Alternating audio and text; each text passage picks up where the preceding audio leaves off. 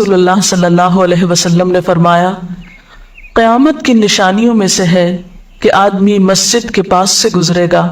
مگر اس میں 2 رکعتیں ادا نہیں کرے گا۔ آج کتنے ہی لوگ ایسے ہیں کہ جن کے گھروں کے سامنے مسجدیں ہیں، وہ دن رات مسجدوں سے آوازیں سنتے ہیں لیکن مسجد کے اندر نہیں جاتے۔ نبی صلی اللہ علیہ وسلم کے زمانے میں اس بات کا تصور ہی نہیں تھا کہ کوئی شخص اپنے آپ کو مسلمان کہے اور پھر وہ نماز نہ پڑھے۔ اسی لیے ہم دیکھتے ہیں کہ منافقین ہر حال میں مسجد میں پہنچتے تھے، بلکہ انہوں نے اپنی ایک الگ مسجد بھی بنائی تھی، یا مسجد نامی عمارت بنائی تھی، لیکن قیامت کے نزدیک مسجدوں کے پاس سے گزرنے والے مسجد نہیں جائیں گے۔ ایک اور حدیث میں آتا ہے، حضرت انس فرماتے ہیں رضی اللہ تعالی عنہ کہ اللہ کے رسول صلی اللہ علیہ وسلم نے فرمایا لوگوں پر ایک ایسا دور آئے گا کہ ان میں اپنے دین کی حفاظت پہ صبر کرنے والا اس شخص کی مانند ہوگا جو آگ کے انگارے کو اپنی مٹھی میں تھامنے والا ہے۔ یعنی دین پر استقامت اور دین پر عمل اتنا مشکل ہو جائے گا بعض اوقات کہ جیسے ایک انگارہ ہاتھ میں لینا کہ انسان نہ لے سکے اور نہ پھینک سکے۔ ایک اور نشانی جو آپ صلی اللہ علیہ وسلم نے ہمیں بتائی وہ یہ کہ زمانہ قریب آ جائے گا، عمل میں نقص واقع ہوگا اور بخیلی پیدا ہو جائے گی، دل تنگ ہو جائیں گے۔ ایک اور حدیث میں آتا ہے کہ بخیلی کا عام ہونا قیامت کی نشانیوں میں سے ہے۔ آج آپ دیکھیں کہ بسا اوقات انسان کے پاس اللہ کی دی ہوئی بے شمار نعمتیں ہوتی،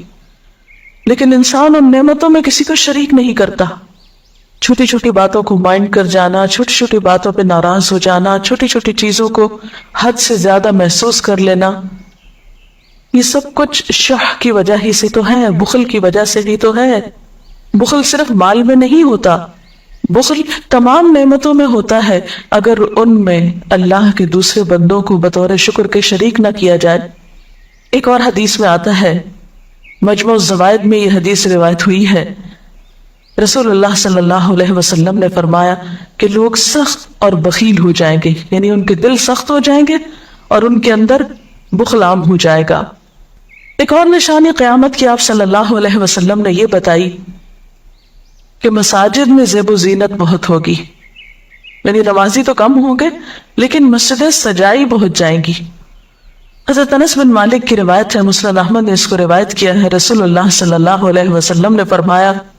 قیامت قائم نہیں ہوگی یہاں تک کہ لوگ مسجدوں میں فخر و مباحات کریں گے،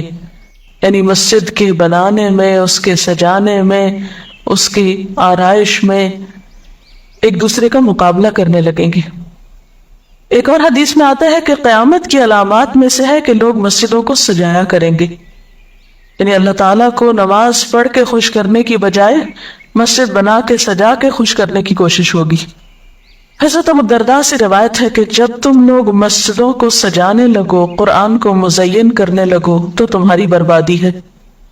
کیونکہ قرآن پاک پڑھنے کے لیے آیا، محض سجانے کے لیے نہیں۔ آج آپ دیکھیں کہ بسا اوقات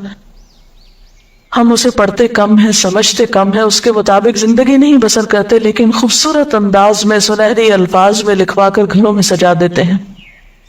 تو قرآن پاک سجانے کے لیے نہیں آیا، وہ تو ہدی للناس ہے، ساری انسانیت کی ہدایت کے لیے آیا ہے، لیکن ہم نے اس کا بس اتنا ہی فائدہ اٹھایا کہ اسے خوبصورت انداز میں لکھ کے تاکوں میں سجا دیا۔ اسی طرح ایک اور نشانی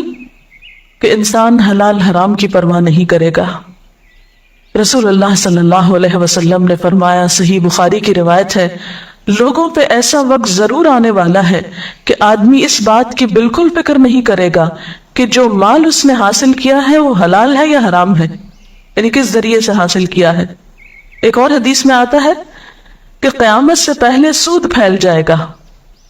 ایک اور روایت میں آتا ہے کہ ہر شخص تک اس کا کچھ نہ کچھ غبار پہنچے گا، یعنی کچھ لوگ تو براہ راست اس میں انوالو ہوں گے اور کچھ لوگ انڈائریکٹلی اس سے متاثر ہوں گے۔ اسی طرح قیامت کی نشانیوں میں سے ایک اور نشانی دیگر امتوں کی مشابہت اور تقلید ہوگی۔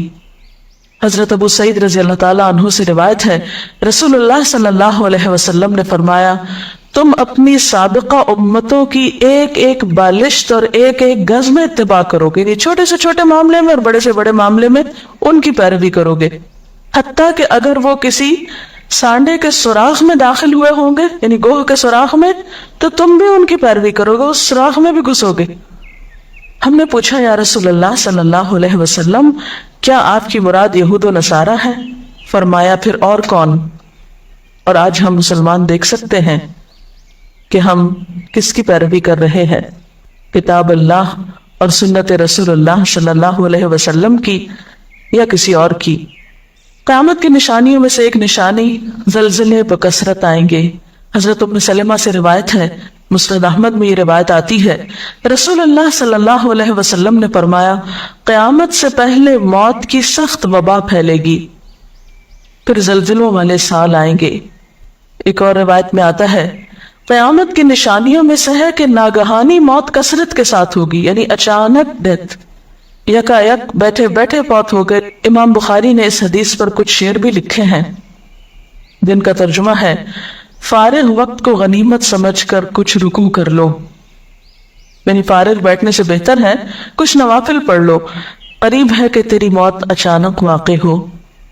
تم کتنے ہی صحت مند لوگوں کو دیکھتے ہو جن کی صحت مند جانیں اچانک فوت ہو جاتی ہیں، یعنی ختم ہو جاتی ہیں۔